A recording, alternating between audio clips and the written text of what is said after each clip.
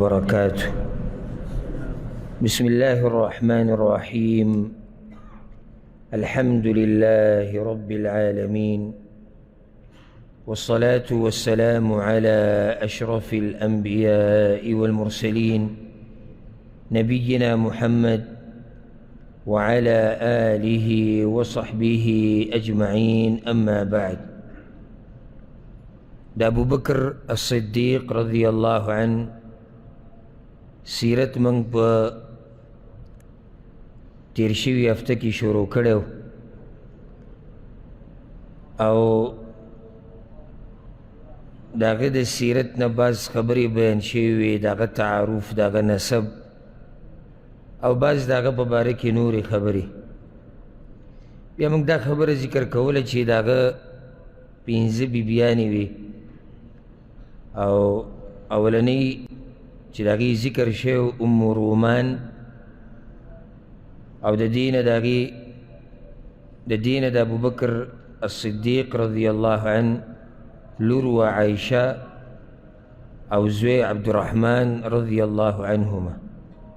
دویمه بیبی داغه قتیله وه چې د دې اسلام نه دی ثابت چې دی اسلام راوړی دی او د دین هم د ابو بکر صدیق رضی الله عنه دو بچی شیو چې دی یوه جنۍ وه اسما رضی الله عنها او بل زوی عبدالله رضی الله عنه.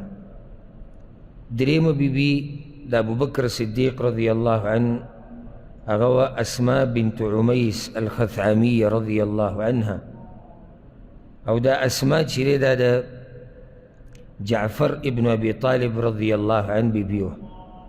جعفر بن ابي طالب د علي بن ابي طالب رضی الله عنه مشرور دی، دا داغه بیبی وه.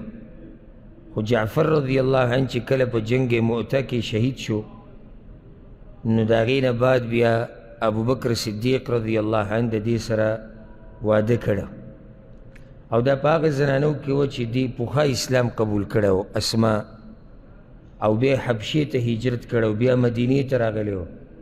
نو ډیر لوی فضیلت والا زنانه وه. د دې نه یوه مسله موږ به سیرت بیانو د صحابه کرامو، ځای په ځای به د هغې نه فایدې راوباسو چې د هغې نه موږ ته فایده رسي. سیرت صرف دې دپاره نه بیانېږي که هغه د رسول صلی الله علیه وسلم سیرت دی او که هغه د صحابه کرامو چې صرف یې موږ اورو، نه د هغې نه فایده اخیسته غواړي، په هغې کې سوچ او فکر کول غواړي. د دې نه دا فایده چې دا خبره به ته اکثر اوري د صحابه کرامو په سیرت کې چې د دا بیبي اول د پلاني په نکاح کې وه، هغه یا طلاقه کړې ده یا تې هغه مړ شوی دی بیا بل اخیستی ده. زموږ په معاشره کې، پښتنو په معاشره کې چې کله یو زنانه طلاقه شي یا د هغې خاوند مړ شي نو بیا دې ته څوک غاړه نه ږدي. یو خو صحیح د یو زنانه په خپله مرضۍ واده نه غواړي، هغه جدا مسله ده، خو داسې ډېرې دي چې ما ته د پته نه شي چې هغه دا غواړي چې موږ واده شوی، زموږ کور آباد شو. هلته بل طرف ته ووایي نه دا طلاقه شوې ده، نو که طلاقه شوې ده څه چلو شو؟ یعنې د ښځې او د خاوند په منځ کې مسله راغله، ژوند د هغوی نه تېرېږي او خاوند طلاقه کړه. لازم خو نه ده، دا ګورې دا سوچ د ذهن نه وباسئ، لازم نه ده چې خاوند ښځه طلاقوي نو دا ښځه به خرابوي.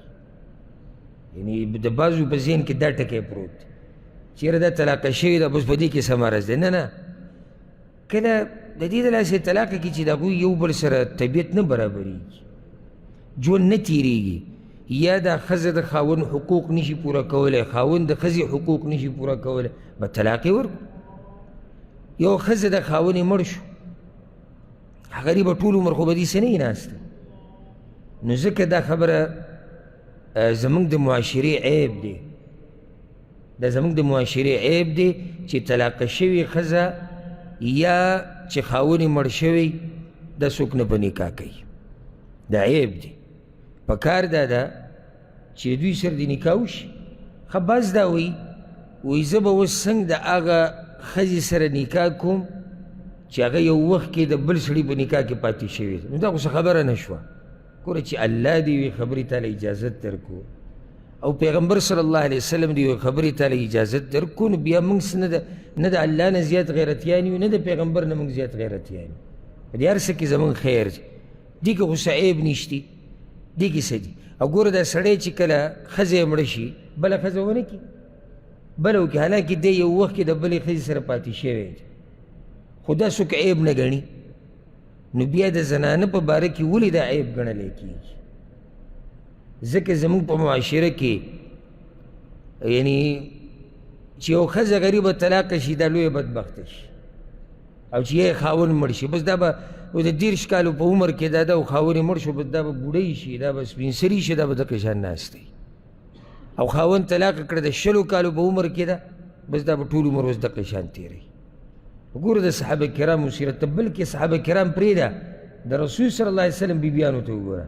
په دوی کې هغه هم دي چې هغه مخکې له نورو خاوندانو سره پاتې شوي دي هغوی طلاقې کړي دي او یا ترې مړه شوي دي او بیا رسول صلی الله علیه وسلم په نکاح اخیستي نو ما او تا د پیغمبر صلی الله علیه وسلم نه ولې زیات غیرتمن یوسو بلکې دا خو غیرت دی غیرت څنګه دی یعنی تا د یو زنانه کور آباد کړو د الله په توفیق سره او غیرت دی تا یې په سر باندې صادر واچو دا د کوم ځای بې غیرتوب دی دا خو غیرت دی د داسې سړي خو صفت پکار دی چېرې یو ښځه ناسته وه غریبه کونډه چا ورته کتونه چا پې خرچه نه کوله غریبې ته ضرورتونه او دا سړی راغی په سر یې وله صادر واچو هغه یې ځان ته رانږدې کړه دا د صفت خبره ده دا خو غیرت دی نو هسې دا یو نقطه مخې له راغله نو ما چې تاسو ته واضح کړم چې دا زموږ په ذهن کې چې د اکثرو په ذهن کې کومه خبره پرته ده دا غلطه ده دا اوس اسما رضی الله عنها دا اول بیبي وه د جعفر رضی الله عنه بیا ابوبکر صدیق رضی الله عنه واده کړه وروسته بله خبره دا اوس ملګري دي یعنی بعض دا وایي ښه اوس یو ملګری مړ شو زه به د ښځه واده کوم یعنی دا هم دته عیب ښکاري نه نه عیب هر هغه خبره ده چې هغه د شریعت خلاف وي که نه داسې نه ده چې د شریعت خلاف ته دا غلطه ده عیب دی او چې شریعت کې گنجایش شي هغې ته څوک عیب ویلی شي نشي ویلی هغې ته عیب د دې اسما رضی الله عنها نه د ابوبکر صدیق رضی الله عنه یو زوی شی و چې د هغه نوم محمد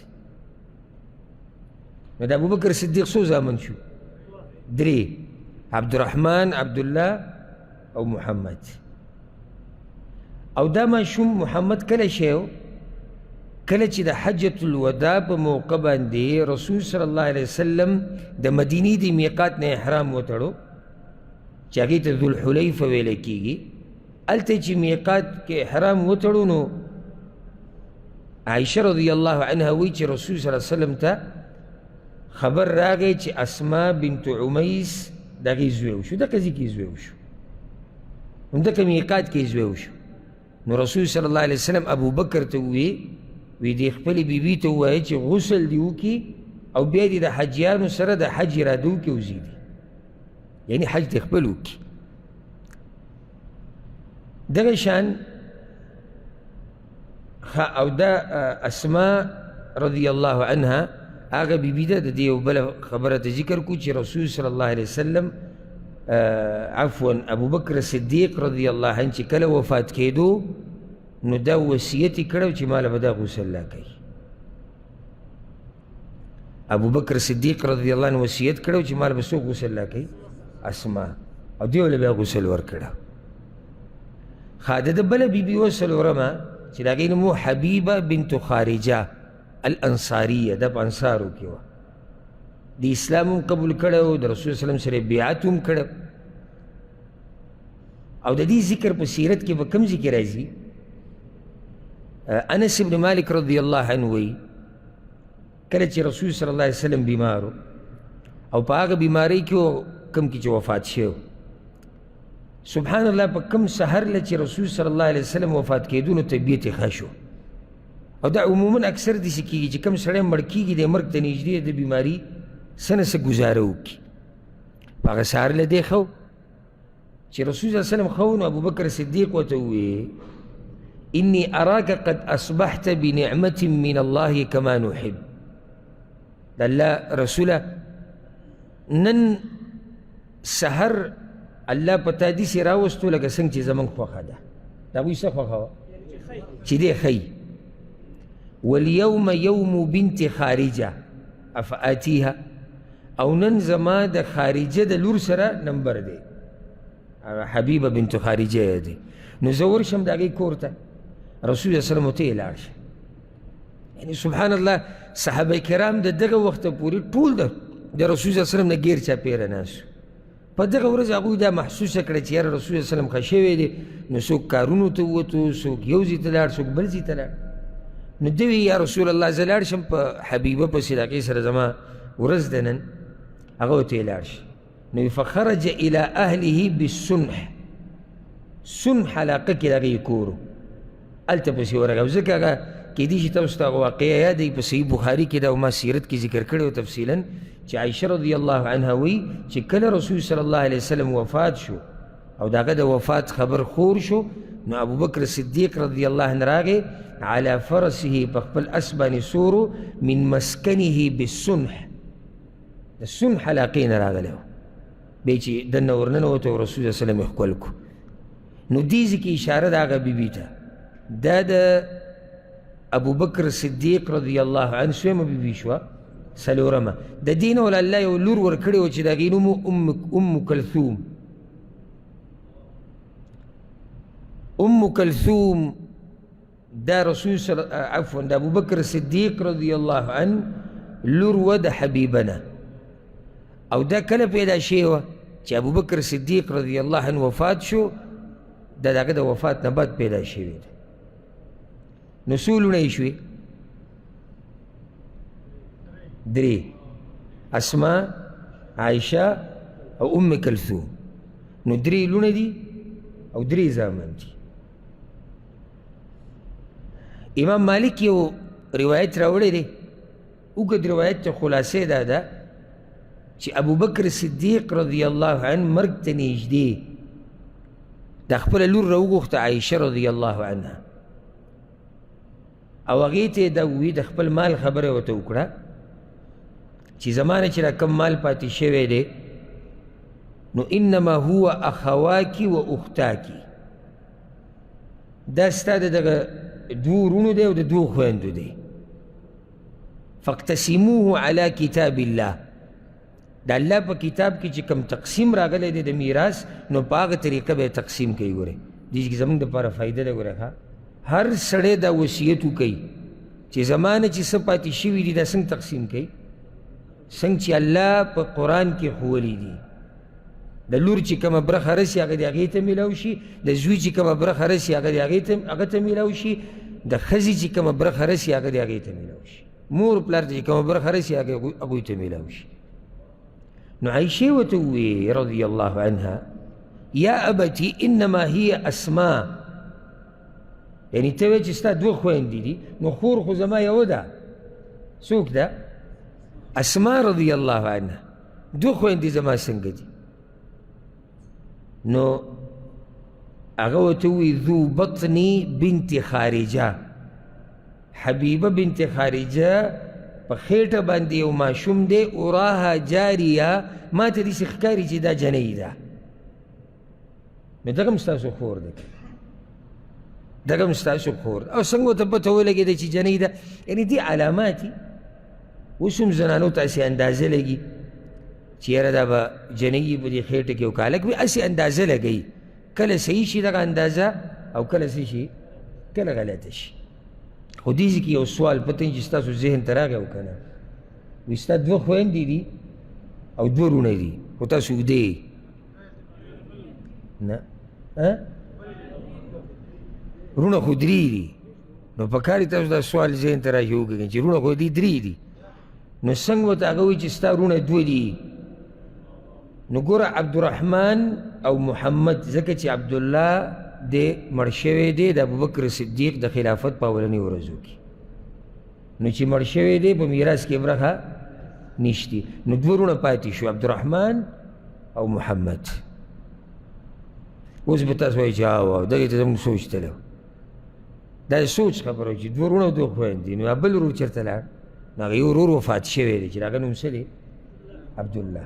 عبدالرحمن دی او محمد دی او دوه خویندې اسماء او ام کلثوم. پنځمه بیبي د ابوبکر صدیق رضی الله عنه تاریخ کې د هغې کنیت راغلی دی، نوم یې نه دی راغلی ام بکر، د بکر مور. او ما تاسو ته ذکر کړی چې د ابوبکر صدیق رضی الله عنه د کنیت ولې دی، نو یو وجه چا دا ښوولې ده چې هغه د یوې ښځې سره واده کړی چې هغې ته ام بکر ویلی کېدو، او د هغې یو ماشوم شی و چې هغه ډوکوالي کې مړ او د هغه نوم بکر و. دا یو وجه ویلی کېږي. امام بخاري یو روایت راوړی دی، عائشة رضي الله عنها وي أن أبا بكر رضي الله عنه تزوج امرأة من كلب يقال لها أم بكر. وأبو بكر الصديق رضي الله عنه ديو زنانه سره واده کړو چې هغه د کلب قبیلې نه وه او هغې ته به ام بکر ویلی کېدو. فلما هاجر أبو بكر طلقها، کله چې ابو بکر صدیق رضی الله عنه هجرت وکړو مدینې ته، د مکې نه مدینې ته، نو هغې طلاق کړه. نو داسې د هغه څو بیبیانې شوې؟ 15. دا فضیلت صرف د ابو بکر صدیق رضی الله عنه دی چې د ده مور پلار هم مسلمانان شي، د ده بچي ټول مسلمانانو، او د ده ښځې هغه هم اکثر مسلمانانې دي. دا صرف د ده فضیلت دی. نوسې یعنې خبره نوسي پورې تلې ده. او ځکه امام نووي رحمه الله وی په تاریخ کې داسې څوک نشتی چې څلور نسله کې صحابي، چې څلور نسلو کې ټول صحابه کرامي. څنګه؟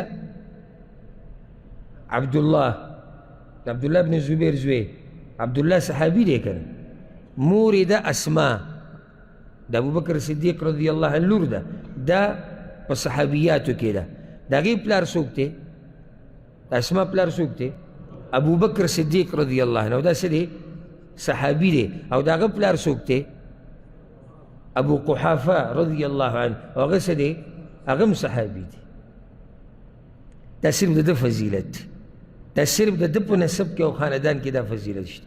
ابو قحافه صحابي، زوی ابوبکر صحابي، لور اسماء په صحابیاتو کې، بیا د هغې زوی عبدالله هغه په صحابه کرام کې.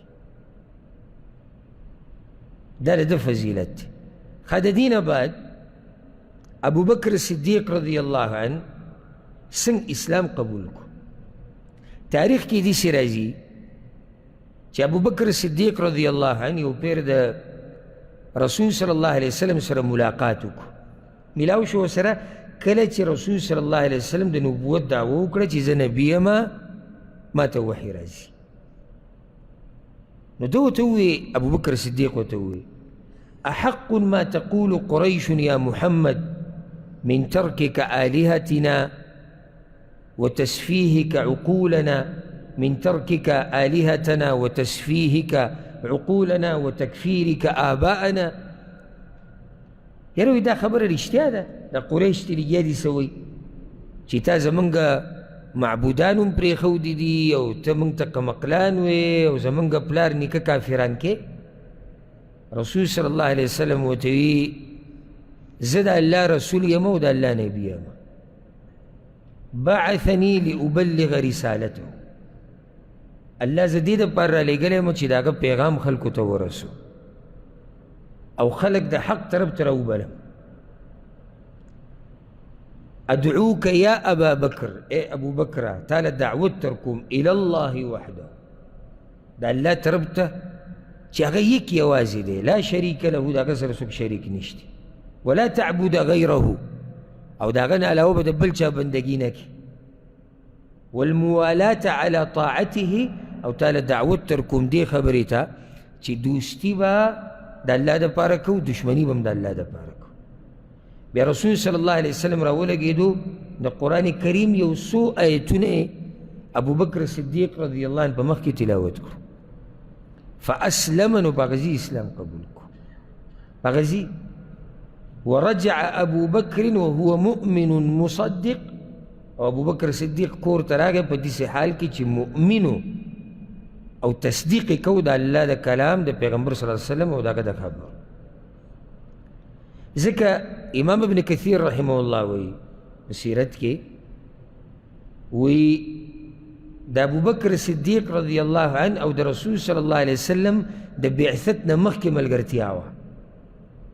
یعنی رسول صلی الله علیه وسلم ته نبوت نه و میلاو شوی، د هغې نه مخکې د هغه او د چا ملګرتیا وه؟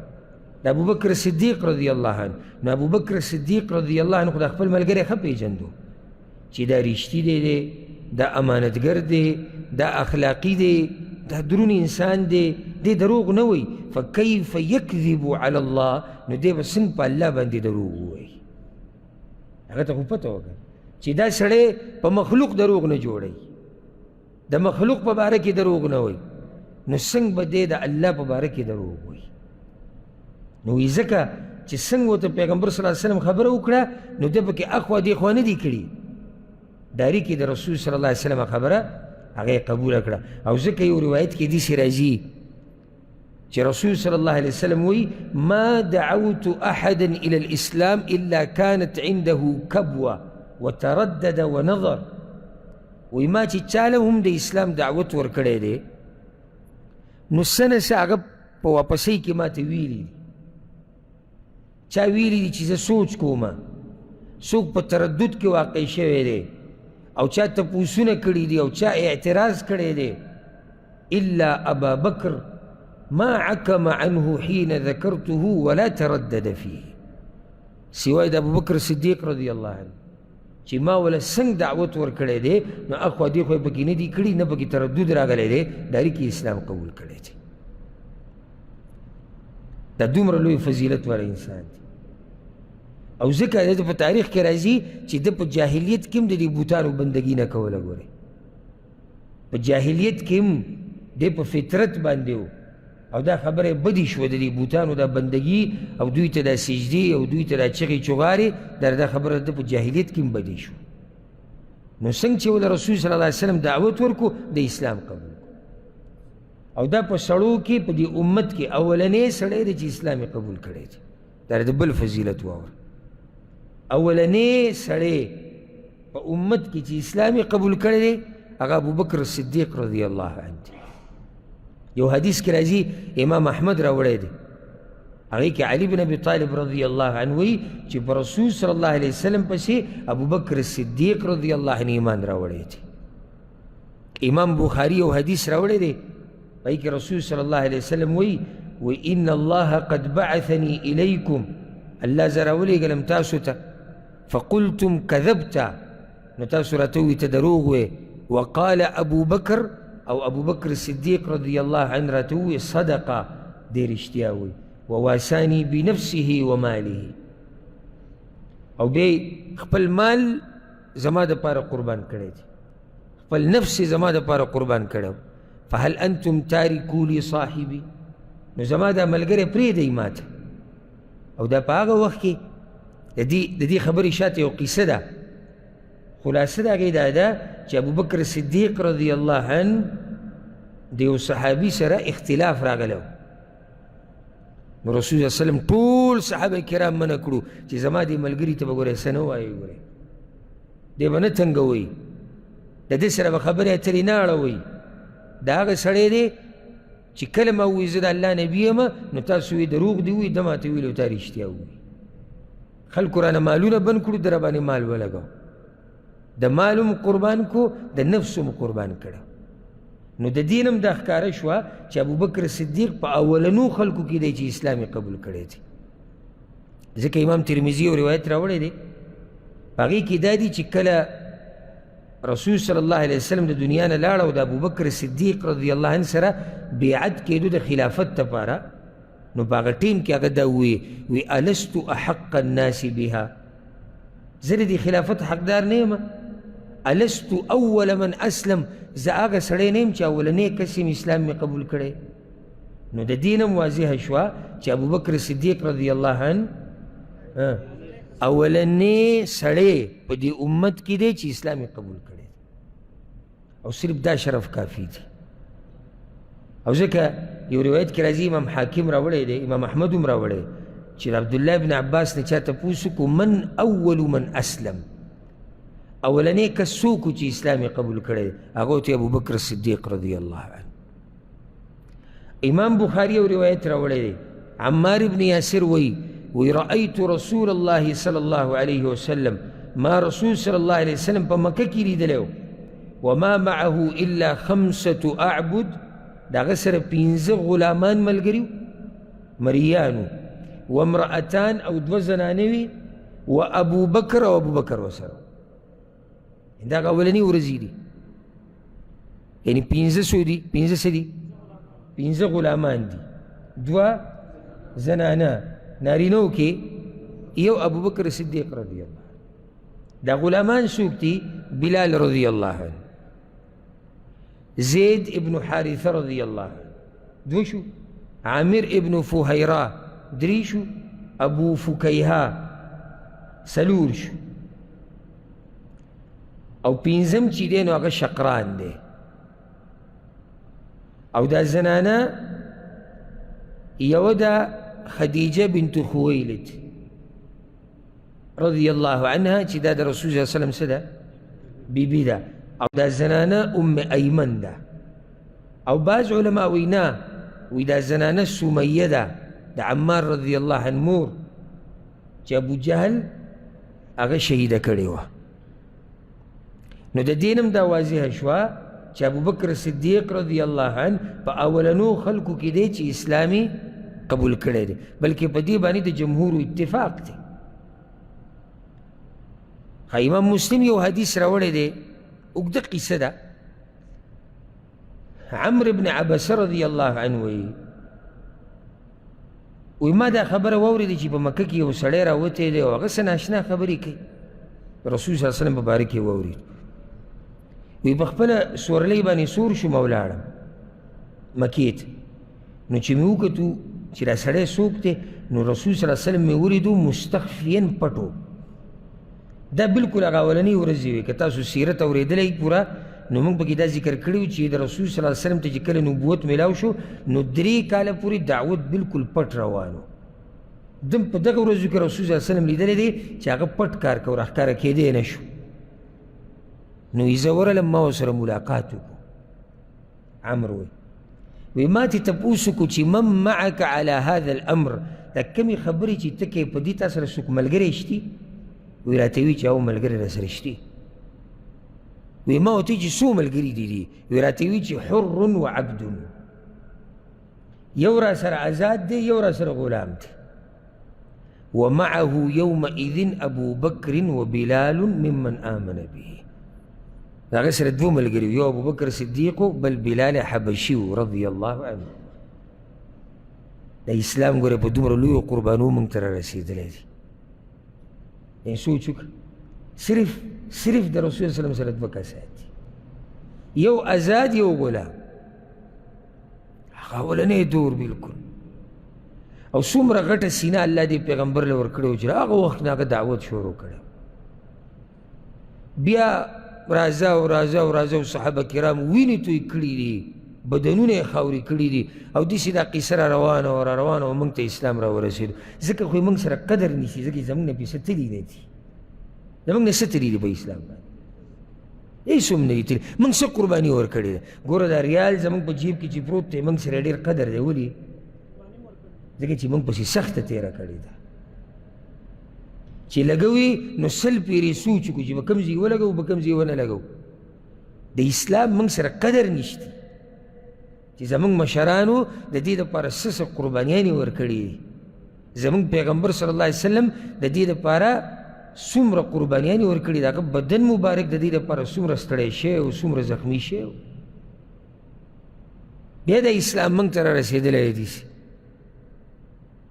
داسې خو نه و د اسلام څنګه چې تاسو اوس یې ګورئ چې یاره دا به داسې مزې وي پټ په یو ځای کې دننه رسول صلی الله علیه وسلم به ناست و ورسره خوا کې به ابوبکر و ورسره بلال او دا 15 غلامان که زه نو خو ټول کمزوري دي خو ټول غلامان دي او ټولو به دقه غوږ یې ښودی چې قریش به څه وایي او څه به نه وایي زموږ د ملګرو سره څه چل وشو او څه ونه شو کمزوري دي قریش څوک دي زورور خلک دي زوروره قبیله ده ډېر خلک دي دا یو څو کسان دي دوی به څه وکړي او داسې د اسلام دا قصه راغلې ده موږ ته او داسې د اسلام موږ ته رارسېدلی ده ځکه ګوره امام ابن ماجه یو روایت راوړی دی عبدالله بن مسعود رضی الله عنه وی اولني وکسان چې اسلام ښکاره کړی اول من اظهر اسلامه 7 وکسان دي چې دوی اسلام را ښکاره کړی په مکه کې د ټولو نه مخکې رسول الله صلی الله علیه وسلم په سر کې څوک دی رسول صلی الله علیه وسلم هغه بادر انسان هغه زړور انسان یعنی ګوره هغه په داسې وخت کې د اسلام خبره کړې وه چې له د هغه سره یو ملګری هم نه و د ابوبکر هم وروسته ملګری شوی دی دا خدیجه هم وروسته ملګري شوې ده دا غلامان هم وروسته مسلمانان شوي دي د ټولو نه مخکې څوک راښکاره شوی دی پیغمبر صلی الله علیه وسلم راښکاره شوی دی دا زړه غواړي دا ایمان غواړي دا بادري غواړي چې په ټوله دنیا کې اولنی کس د اسلام خبره کوي منګه بعض پکې داسې دي چې په کور کې د دیندارۍ خبره نشي کولی د الله او د الله د پیغمبر خبره نشي کولی په اسلامي معاشره کې دومره ایریږي چې خلک به څه وي او پلانې به څه وي او علانې به څه وي او کمپنۍ والا به څه وي او کپیل به څه وي او منیجر به څه وي دا هم دینداري ده اووه کسان دي اولنی څوک دی رسول الله صلی الله علیه وسلم دویم وی رسول الله صلی الله علیه وسلم دی دویم ابو بکر دریم عمار او عجیبه او ډیر عجیبه سلورم د عمار رضی الله عنه مور سمیه رضی الله عنها زنانه ده ګورې دیم د اسلام اعلان ښکاره کړی څو شو پنځم و صهیب شپږم بلال وم مقداد رضي الله عنه فأما رسول الله صلى الله عليه وسلم هر چې الله پیغمبر دی فمنعه الله بعمه ابي طالب نو هغه الله مضبوط کړو د هغه د تره د لاسه ابو طالب د لاسه یعنی که د چا د سترګې سوځېده نو چا د لاسه د تره د لاسه واما ابو بکر هر چې ابو بکر دی فمنعه الله بقومه نو هغه الله مضبوط کړو د هغه د قوم د لاسه صحیح ده چې نه لګي ورسره خو هلته سړی د قوم نه څه دی زورور دی نو د قوم نه د خلکو سترګه سوځي د هغوی نه علاوه چې څومره دي دې ټولو ته مشرکانو انتهایي تکلیفونه ورکړي دي زغرې د اوسپنې به ورته واچولې او بیا به یې د مکې په دې سور نور کې کېنولي چې د هغه وخته پورې نه پرېږدو چې څو پورې تاسو دغه خبر نه کړي کومه چې موږ کوو نو یې بعضو پکې وکړه او دې ټیم کې خو اجازت الله ورکړی دی چې کله دې نه پرېږدي کافران او ته په خوله باندې یو خبره وکړې چې هغه ظاهره کې کفر او د زړه نه مؤمن نو د دې ګنجایش شتي که نشتي شتي الا بلال سوای د بلال رضی الله عنه فإنه هانت عليه نفسه في الله هغه ته ځان سپک ښکارېدو د الله د دین په مقابل کې نو هغه وي که زه ختم شم څه خبره نه ده او هغه قوم ته هم سپکو نو د هغه سره دا چل وکړو چې د مکې هلکانو ماشومانانو ته حواله کړو هغوی به ورته پړی اچولی و یطوفون به شعاب مکه د مکې په دې غرونو کې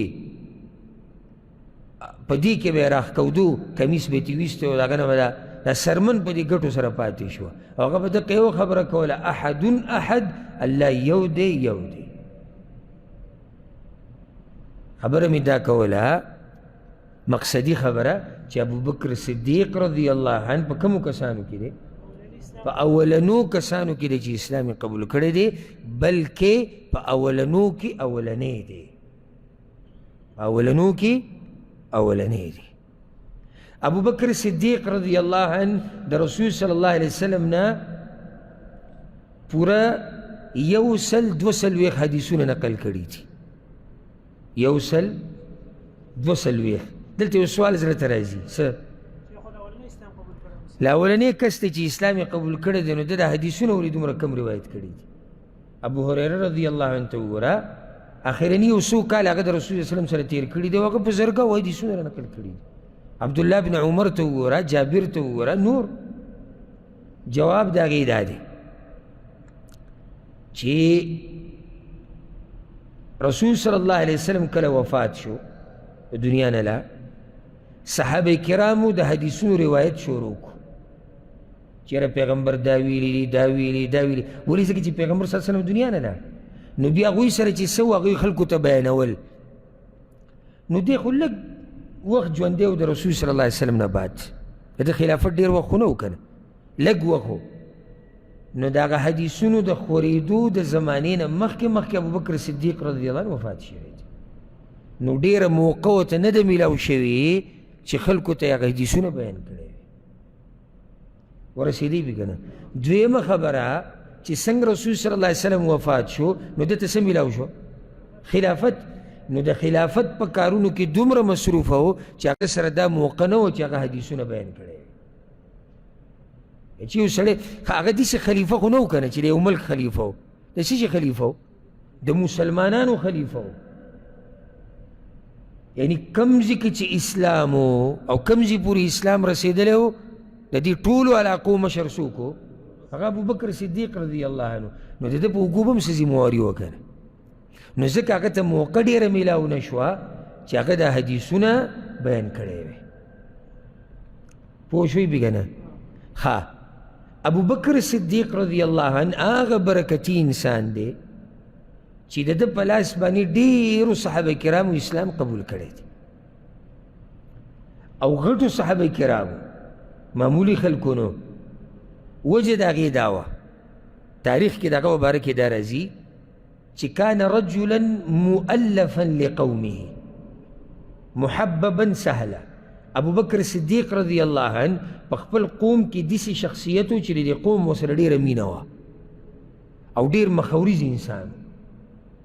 بل دا چې د قریشو نسبونه ټول پیژندل، د قریشو نه زیات د قریش پیژندل. بل دا چې تاجر و، بل دا چې اخلاقي و، بله دا چې د خلکو سره به یې منډې وهلې، په غم او په ښادۍ کې به ولاړو.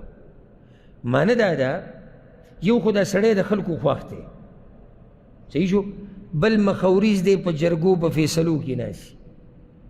درېیمه دا چې تاجر دی نو د خلکو سره راشه درشه دي. څلورمه دا چې د خلکو په غمونو او په ښادیانو کې ولاړ دی نو راشه درشه دي. نو د خلکو سره تعلقات ډېر دي که لږ دي؟ ډېر دي. نو چې ډېر دي نو ده دا سوچ وکړو چې ما سره خو د دعوت ورکولو ښه موقع ده. ځکه زه تاسو ته درس کې ما مخکې مې یو څو پیرې دا خبره کړې وه چې دینداري خو په هر چا پورې مزه کوي او دا علم خو په هر چا پورې خوند کوي، خو په هغه چا پورې ډېر خوند کوي چې د قوم نه زوروري. کړې وه ما دا خبره کړې؟ ولې؟ نه، یو بله دعوت ښه کولی شي چې د قوم نه زوروري که نه، او شاته پسې خلک یي نو د ده نه د خلکو سترګه سوځي، او که د ده څوک دعوت قبول هم نه کړي که نه، خو سر به ورته وخوځي بیا دې وروسته نه مني، خو مخامخ ورته څوک څه نشي ویلی. اوس یو سړی دی غریب د قوم نه کمزوری دی او ښه علم ورسره دی، نو دا غریب دومره وسې نه رسي څومره چې د هغه علم رسي چې هغه د قوم نه او د نسب نه زورور دی. د ابوبکر صدیق رضی الله عنه او بلال رضی الله عنه اوس تاسو سوچ وکئ ځه آیا بلال رضی الله عنه د قریشو مشرانو ته دعوت کولی شي؟ نشي کولی. هغوی د هغه خبرې ته غوږ نه ایږدي. هر چې ابوبکر دی رضی الله عنه نو چې دی خبره کوي نو خبرې ته خلک که مني او که نه مني خو غوږ ورته ایږدي، ځکه چې سړی څوک دی. نو ګوره د ده په دعوت باندې زه درته دا نومونه وایم او تاسو به تعجب وکئ. زه ټول نه ذکر کوم چې دا خو ډېرو خلکو اسلام قبول کړی، خو مشهور عثمان بن عفان رضی الله عنه. الزبير بن العوام رضي الله عنه، عبد الرحمن بن عوف رضي الله عنه، سعد بن أبي وقاص رضي الله عنه، طلحة ابن عبيد الله رضي الله عنه. دا ټول د پیغمبر صلی الله علیه وسلم پسې راوړي دي، راوستي دي او بیا کلمه ویلې ده. وایي او سوچ وکړئ چې په خپله به د ده څنګه ایمان و چې د دې دومره غټو خلکو له د اسلام دعوت ورکړی دی. او بیا دې ته سوچ وکړئ چې هسې ابوبکر صدیق رضی الله عنه به څومره اجر ګټلی. یعنې اوس چې کله موږ د عثمان بن عفان خبره کوو، زموږ په جسم باندې ویښته ودرېږي چې دومره غټ سړی و، خو دا یاده کړه چې دا غټ سړی د ابوبکر صدیق په دعوت مسلمان شوی دی. نو څه چې بیا عثمان بن عفان د اسلام او د مسلمانانو دپاره کړي دي، د ابوبکر صدیق پکې برخه ده. او بیا دا نور، نو ابوبکر صدیق رضی الله عنه په دعوت باندې ډېرو خلکو اسلام قبول کړی دی. ابوبکر صدیق رضی الله عنه په هغه صحابه کرامو کې دی چې د رسول صلی الله علیه وسلم هر قسمه دفاع کړې ده. په صحیح بخاري کې روایت دی، عروه بن الزبیر وی ما د عبدالله بن عمر نه رضی الله عنهما نه تپوس کو یو ورځ، اخبرني بأشد شيء صنعه المشركون بالنبي صلى الله عليه وسلم. اسوي عبد الله ما ته یو داسې قصه وکړه چې سخت تکلیف مشرکانو پیغمبر صلی الله علیه وسلم پکې ورکړی. هغه ورته وی یو ورځ رسول صلی الله علیه وسلم د کعبې سره خوا کې په دې حجر کې مونځ کو، اذ اقبل عقبة بن ابي معيط لعنه الله. په دې کې عقبه ابن ابي معيط راغی، هغه دې وی د الله لعنتي. نو خپله کپړی راواغسته صادر او د رسول صلی الله علیه وسلم د دې مرۍ نه یې تاو کړه، هغه په مانځه و. فخنقه خنقا شدیدا، نو سم زور یې پې وکړو، دا سا یې وله بند کړو. په دې کې ابوبکر صدیق رضی الله عنه رامنډې کړې او عقبه یې د دې اوږو نه ونیو، اخوا یې غوځار کړو او دی وویل تقتلون رجلا ان یقول ربي الله. تاسو یو سړی صرف په دې خبره وجنئ چې هغه وایي چې رب زما الله دی. ځکه بعض علما وایي دا خبره خو په اصل کې چا کړې وه، تقتلون رجلا ان یقول ربي الله. مؤمن د آل فرعون، بارک الله فیک. فرعونیانو کې هغه یو کس پټ ایمان راوړی و، بې خبره ښکاره کړه چې کله فرعونیانو اراده وکړه او فرعون د موسی علیه السلام د وجلو، نو هغه ورته ووایي اتقتلون رجلا ان یقول ربي الله. تاسو داسې سړی وجنئ چې هغه دا وایي چې رب زما الله دی. زموږ په امت کې دا خبره چا وکړه؟ ابوبکر صدیق رضی الله عنه. یو عالم تیر شوی دی السندي رحمه الله، هغه دا خبره لیکلې ده، ویو دی مؤمن د آل فرعون، فرعونیانو کې هغه مؤمن، او یو ابوبکر صدیق رضی الله عنه، دواړو یو شان خبره کړې ده، خو په دوی کې غوره وي څوک دی؟ هغه وی غوره ابوبکر صدیق رضی الله عنه دی. ولې؟ وی ابوبکر صدیق رضی الله عنه دفاع په ژبه او په لاس کړې ده، او مؤمن د آل فرعون دفاع صرف په ژبه باندې کړې وه، هغه لاس نه و ورچولي که نه. او ابوبکر صدیق رضی الله عنه لاس یې هم ورچولي وه. امام حاکم یو روایت راوړی دی، انس ابن مالک وایي و یو پیر مشرکان راولګېدو، رسول الله صلی الله علیه وسلم د کعبې سره خوا کې دومره وو چې حتی غشي علی، هغه بېهوشه شو راولېدو. دا سختې ګوره زموږ پیغمبر د اسلام دپاره تېرې کړي دي، چې نن سبا چاته د معمولي دیندارۍ ووایې، د معمولي قربانۍ ووایې، نو په هغه غریبه سې رپرپی راشي. زموږ د ټولو هغه دین خوښ دی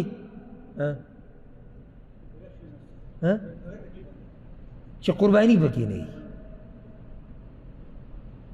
یعنې داسې راته وایه چې د مرزۍ کله ناکله مونځ کول، جوور پکې ډېر مزه، او د شپې تهجد خوب به خرابو. سرسری مونځ دا راته مه وایه چې پیسې ولګوه، ته خو جوور ورلی بیا که نه، پیسې لګول خو قرباني ده. علم یې زده که، بیان ته کښېنه، قرباني د بدن ده. نه نه دې راته مه وایه خلکو سره منډې، د دین دپاره وخت لګول، د دین دپاره بچي قربانول، دې ته ډېر خلک نه دي تیار الا من رحمه ربي. پوس دینی چې مزیداری کله نا کله نو بیا صحیح ده. او ځکه یره وی زاریږي او قربانیږي به د پلاني مولا نه. او نن سبا بعض مولیان ناوتي دي د حدیثونه انکار کوي، براینا مفتیان او څه سره وتي دي. نو څوک وایي مونځ نشتي، څوک وایي تراویح نشتي، څوک وایي حوض کوثر نشتي، څوک وایي اذکار نشتي، څوک وایي زکاتونه نشتي. او یره خلک وایي حق پرست عالم وس موږ ته میلاو شو. ولې؟ د هغوی د مرضۍ خبره کوي که یعنې هېڅ هم نشتي. ښه نو څه دي مولوي صاحب، څه به کوو؟ ستاسو خپله مرضي ده. مونځ لاړ ختم شو، زکات ختم شو، حج ختم شو، عمره ختمه، اذکار ختم، تراویح ختمې، پاتې څه شو؟ هېڅ هم نشي. بس برای نام زه مسلمان یم. دا اسلام د چا بدي شي چې صرف داسې وایه لا اله الا الله محمد رسول الله بس، دا د چا بدي شي؟ نه. زمونږ پیغمبر صلی الله علیه وسلم دومره قربانیانې ورکړي چې دومره وهلی د مشرکانو چې بېهوشه شوی دی. زما او ستا خو لا ګوته چېرته وینې شوې نه ده، چېرته اسلام دپاره زما او ستا ګوته وینې شوې ده؟ چېرته زما او ستا د خپې کې په خپه کې داسې غنه تلې ده د اسلام دپاره؟ ما ورته څه قربانیانې ورکړي. لا موږ هم چې څوک راته دا ووایي چې دیندارۍ کې کمزوری نو موږ غوسه شو او خفه شو چې نوره دینداري څه ته وایي. موږ خو سم د ځان نه ته به وایي چې ابوبکر صدیق د ځان نه جوړ کړی دی. موږ څه قرباني ورکړې ده؟ څه چې قرباني موږ ورکړې ده؟ دومره وو چې بېهوشه شو. الله اکبر. او ثاني اثنین الله هسې نه دی ویل ابوبکر صدیق ته د دوو دویم. فقام ابو بکر صدیق راغی فجعل ینادي په چغه چغه یې وی ویلکم غرق شئ تباه شئ اتقتلون رجلا ان یقول ربي الله. تاسو یو سړی صرف په دې وجنئ چې دی وایي چې رب زما الله دی. قالوا من هذا؟ بعضو پکې آواز وکړو دا چغې څوک وایي؟ وی هذا ابن ابي قحافة المجنون، دا د ابو قحافه هغه زوی دی هغه لیونی هغه لیګیا دی. یو روایت کې داسې راځي، دې ته غوږ کښېږدی ابو یعلا راوړی دی. اسما بنت ابو بکر وایي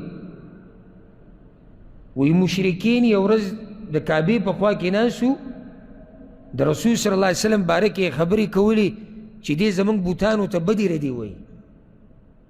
دغه قصه روانه وه چې دې کې رسول صلی الله علیه وسلم راننوتو مسجد حرام ته. فقاموا الیه باجمعهم، څومره مشرکان چې ناست ټول پسې پاڅېدو، ویو سمي وو. فأتى الصريخ إلى أبي بكر رضي الله عنه، یو کس را منډې کړې په ابو بکر صدیق پسې کور ته.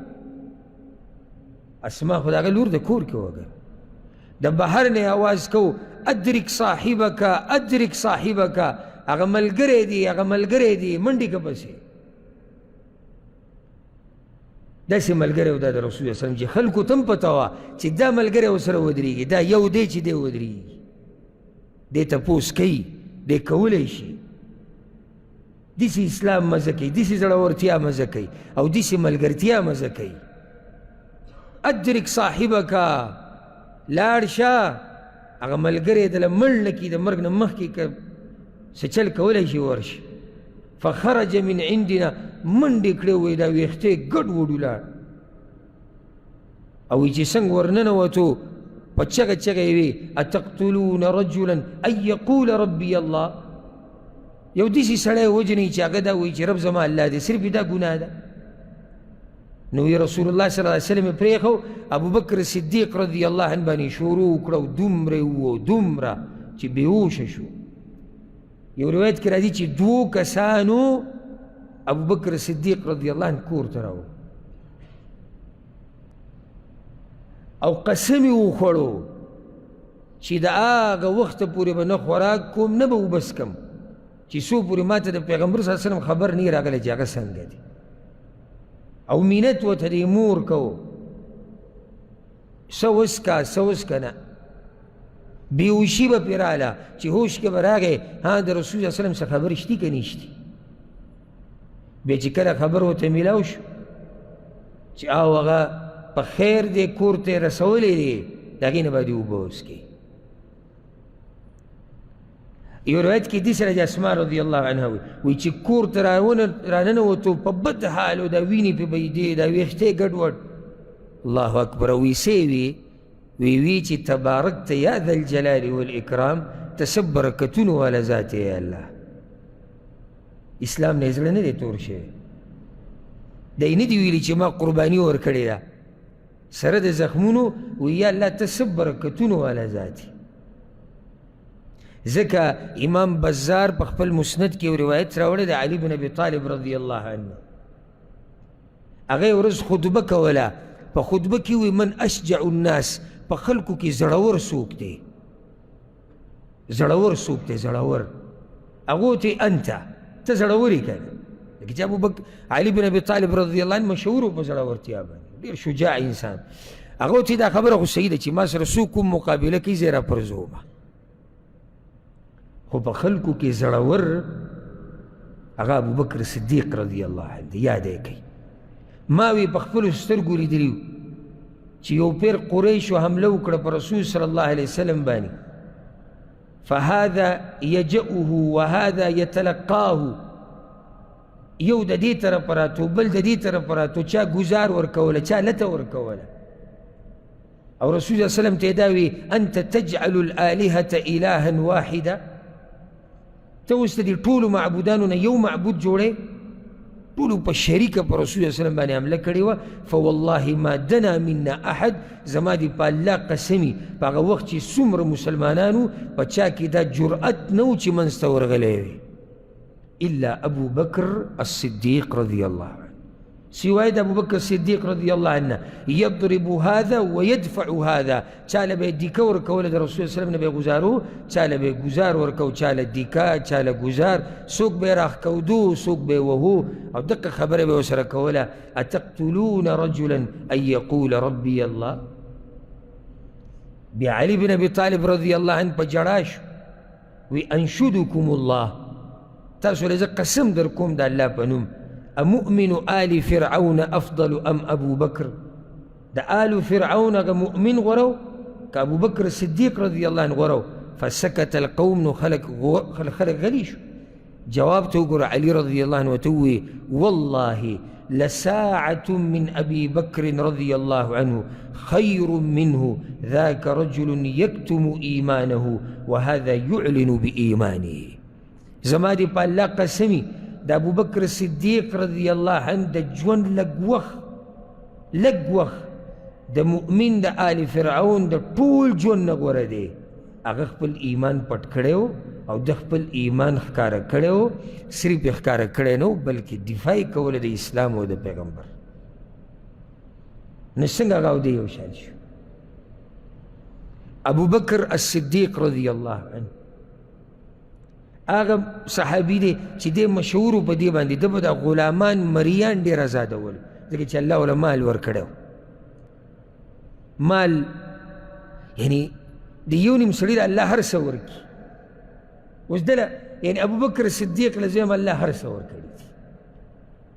یوازې دې ته وګوره د پیغمبر ملګری او داسې ملګری چې الله یې قرآن کې ذکر کړی دی، اولنی کس چې اسلامي قبول کړی په دې امت کې، نو زړورتیا ولم الله ورکړې،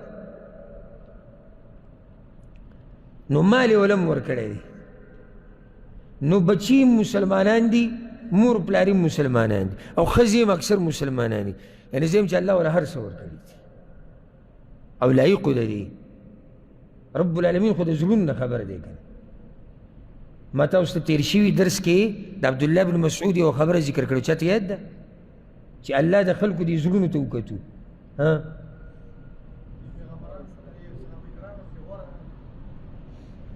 الله د خلکو دې زړونو ته وکتو، نو د پیغمبر صلی الله علیه وسلم د زړه نه پاک زړه پکې بل نه و، نو هغه د پیغمبرۍ دپاره غوره کړو. بیا یې دې زړونو ته وکتو، نو د صحابه کرامو د زړونو نه پکې پاک زړونه نه و، نو هغه یې د پیغمبر دپاره ملګري کړو. او د صحابه کرامو په زړونو کې دا موږ وایو چې د صحابه کرامو په زړونو کې دا د ټولو نه اوچت زړه و، نو الله غوره کړو اولنی ملګری د خپل پیغمبر دپاره. که نه داسې به نه وي، هسې خو الله نه دی مخکې کړی که نه، په ټولو صحابه کرامو کې غوره دی که نه، غوره ټول دی، او په غوره کې چې غوره وي نو خو ده کې به هم څه کمال وي که نه. ده سره مالو، ده به مري وینځه، دا به ازادول، په دې دی مشهور، او دا ډېر غوره عمل دی. حدیث کې دا راځي، ګوره امام بخاري امام مسلم راوړی، ایما رجل اعتق امرأ مسلما، چې یو سړی راولګي مسلمان آزاد کی، استنقذ الله بكل عضو منه عضوا منه من النار. دا سړی چې دا انسانی آزاد کو، مسلمانی آزاد کو، الله رب العزت با دا هغه د آزادولو په بدله کې د ده د جسم هر اندام د جهنم نه آزاد کی. نبی ابو بکر صدیق رضی الله عنه او تعجب به وکوي، یعنی د ده په لاس چې کومو خلکو اسلام قبول کړی دی هغه هم اکثر کم یو دي، غټ خلک دي. ما لږ ساعت مخکې یو څو نومونه ذکر کړو، او ده چې آزاد کړي د هغوی ته هم حیران شي. بلال ابن رباح رضی الله عنه دا اولنی نومواره، بلال رضی الله عنه، بلال حبشي دا ابو بکر صدیق رضی الله عنه آزاد کړی دی په خپل مال باندې. د رسول صلی الله علیه وسلم مؤذن، په بدر او احد او خندق او دې غزاګانو کې شریک صحابي، سیرت کې راځي چې بلال رضی الله عنه د بنو جمح خاندان سره غلامو په قریشو کې، نو امیه بن خلف سره و دی. امیه بن خلف خو مشهور دی، غزوه بدر کې مردار کړی شوی، او هم د دې بلال رضی الله عنه په لاسونو مردار شوی. که تاسو ته هغه سیرت یاد وي، دې امیه خبیث بسي چل کو چې کله به د ماسپښین دا نور او ګرمي تیزه شوه د مکې، نو دا بلال رضی الله عنه به یې راوویستو، کمیس به یې ترې لرې کو، صادر به یې ترې لرې کو، او دغه شان لغړ به یې په ځمکه باندې سملو. بیا به کسانو ته ووایي نو هغو به یو غټ کاڼی راوړو، هغه به ورته په دې سینه باندې کېښود، او دا به ورته لا تزال هكذا حتى تموت او تكفر بمحمد وتعبد اللات والعزى. ته به د هغه وخته پورې دقه شانې چې څو پورې ته مړ شوی نه، یا دې د محمد صلی الله علیه وسلم نه انکار نه کړی. نو بلال رضی الله عنه وایي چې اواز به د هغه په مشکله راوتو، ځکه چې په سینه باندې به یې ګټه پرته وه، هغه به وایي احد احد. ابو بکر صدیق رضی الله عنه یو پیر تیر شو په لار باندې، چې ویې کتو امیه لګیا دی هغه سره دا کار کوي، نو ورته ویې الا تتقي الله في هذا المسكين، في هذا المسكين، ته د دې مسکین په باره کې، د دې غریب کمزوري په باره کې الله نه نه هېرېږي؟ حتی مته، د کوم وخته پورې به ته دا کار کوي؟ امیه ورته ویې وایي ستا د لاسه خو دی وران شوی دی که نه، تاسو خو دی دیزي ته ورسو که که زما نه خلاصولی شي خلاص یې که، هغه ورته یې خلاصوم. زما سره یو بل غلام دی تور، اجلد منه و اقوى، یو تور غلام را سره دی مرئ، د ده نه تکړه، د ده نه زورور، علی دینک، ستا په دین باندې دی، یعنې هغه مشرک دی. اعطیکه به، زه به دله هغه درکړم، ته ماله دی راکړه. هغه ورته قد قبلت ما قبوله کړې ده دا خبره. ابوبکر صدیق رضی الله عنه هو لک، هغه غلام ستا شو. نو بلالي اواله کو چاته؟ ابوبکر صدیق رضی الله عنه. خو دلته بله مسله ده، امیہ او ابو جهل دا دوانه شریکو په بلال رضی الله عنه کی، دوانه شریکو. کله به غلام دیسی و چې یو څو کسانو به څه شریک به، نو دی خالص د امیه خو نه دی چې بیه د هغه سره وشي. که د هغه سره خبره وشوه په دې چې تاله به زه یو غلام درکم ته دې مال راکړه، سره بیه وشوه. د دغه سره یې څه چل وکړو د ابو جهل سره چې ابوبکر صدیق رضی الله عنه هغه سره په پیسو باندې خبره وکړه چې زه به دله دومره دومره پیسې درکم، ته به دې ازاد کړي یا ته به یې پرېږدي. نو هغه ورسره په دې باندې اتفاق وکړو. نو د دوو کسانو نه یې ډېر ازاد کړو. د چا نه؟ د ابو جهل نه او د امیه نه، او بیا یې دې ازاد کړو. ځکه عمر رضی الله عنه به وي، او دا خبر امام بخاری را نقل کړې ده، وی ابو بکر سیدنا، ابو بکر زمونږ سردار دی، و اعتق سیدنا، او زمونږ دی سردار زمونږ سردار آزاد کړی دی. څوک دی؟ بلال رضی الله عنه. بلال رضی الله عنه زمونږ سردار دی که، خو زمونږ هغه سردار هغه چا آزاد کړی دی؟ هغه زمونږ دی سردار ابو بکر صدیق رضی الله عنه آزاد کړی. یوازې چې دې بور الله څومره اجر ورکړي. عامر ابن فهیرا رضی الله عنه دا ابو بکر صدیق رضی الله عنه آزاد کړی دی. او د ده قصه داسې ده چې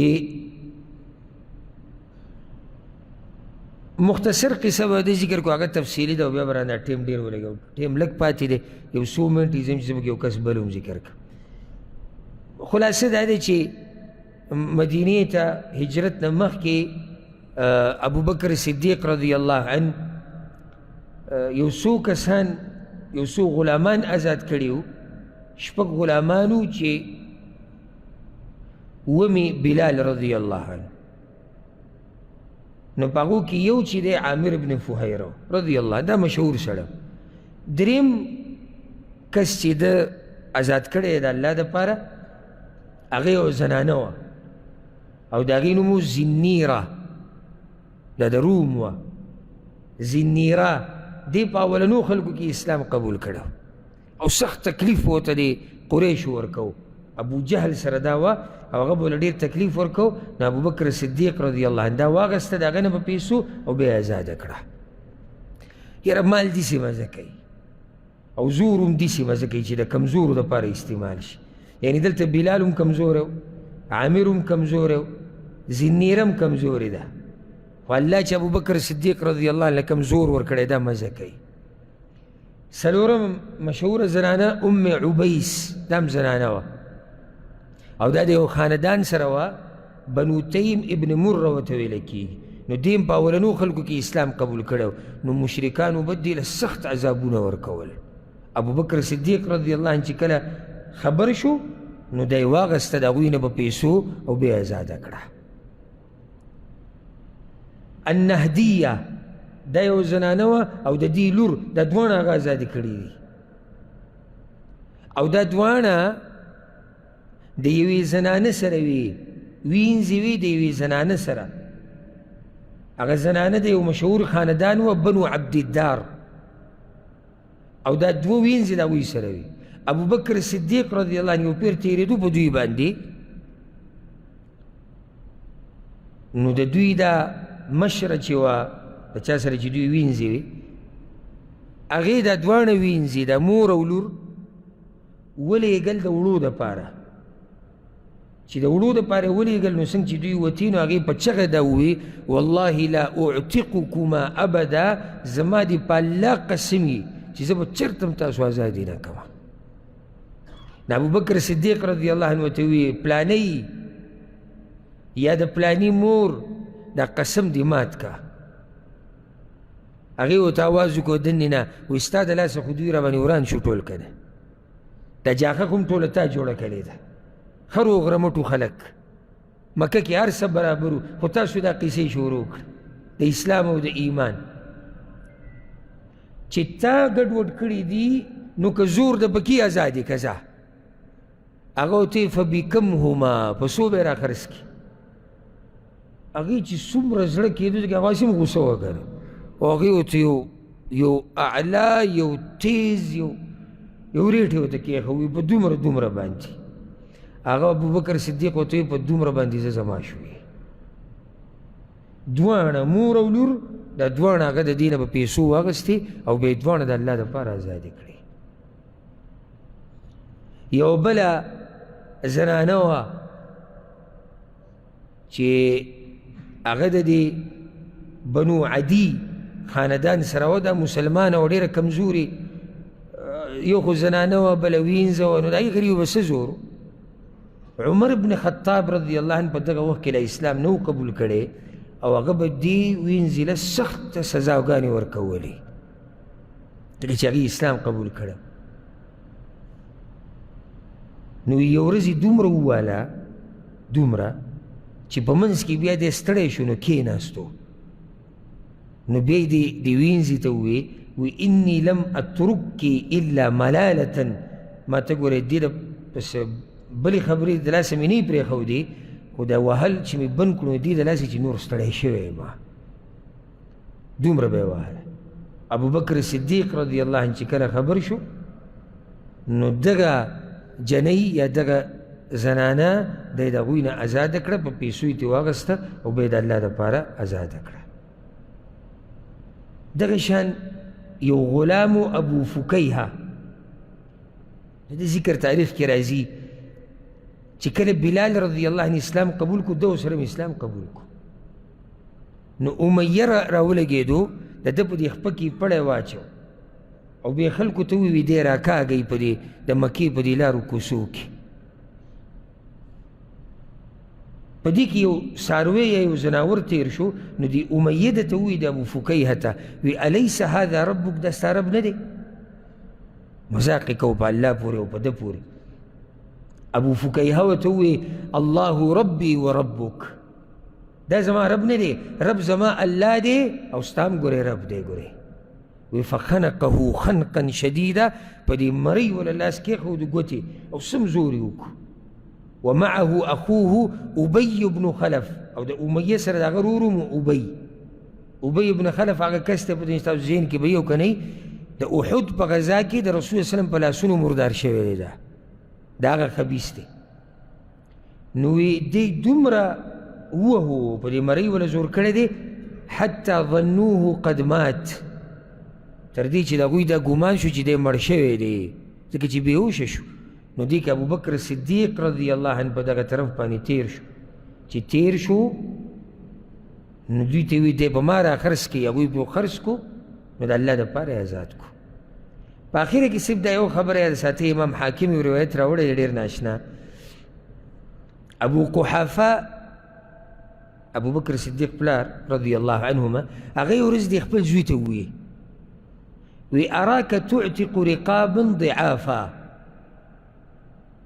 یاره وی ابوبکر زه تعینم ته دا غلامان ډېر ازادې د کمزوري خلک ازادې لیږې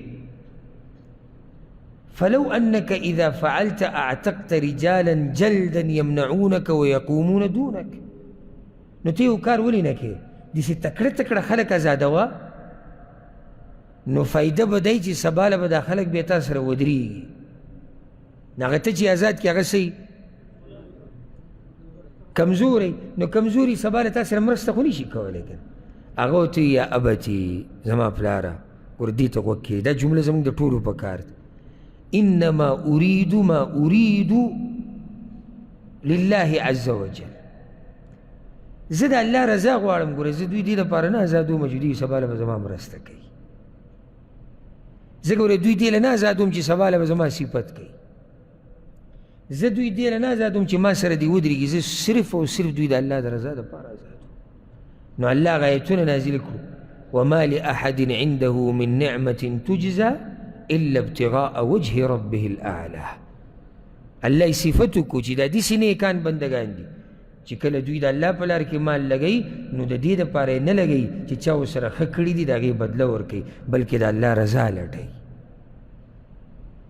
نو غالبا مفسرین وایي چې د آیت ابوبکر صدیق رضی الله عنه باره کې نازل شوی په دې به اکتفا وکړو انشاءالله را روان بیان به ډېر اهمي ځکه چې په هغې کې به د هجرت خبره کېږي چې هجرت څنګه شی و د ابوبکر صدیق رضی الله عنه د رسول صلی الله علیه وسلم په ملګرتیا کې الله سبحانه وتعالی دې موږ د ابوبکر صدیق رضی الله عنه په نقش قدم روان کړي او الله سبحانه وتعالی دې موږ لم توفیق او طاقت راکړي چې د اسلام او د مسلمانانو خدمت وکړو اخره کې زموږ یو قدرمن ملګری ابو سدیس تاسو ټول یې پیژنئ د هغوی تره وفات شوی او هغوی د دعا درخواست کړی نو الله سبحانه وتعالی دې د هغوی تره به وبخي او الله سبحانه وتعالی دې هغوی ته د آخرت سفر اسان کړي او الله سبحانه وتعالی هغه د قبر نه جنت باغچه جوړه کړي او تاسو ورته خپلو خصوصي دعاګانو کې یاد ساتئ الله سبحانه وتعالی زموږ ټول مړي وبخي هذا والله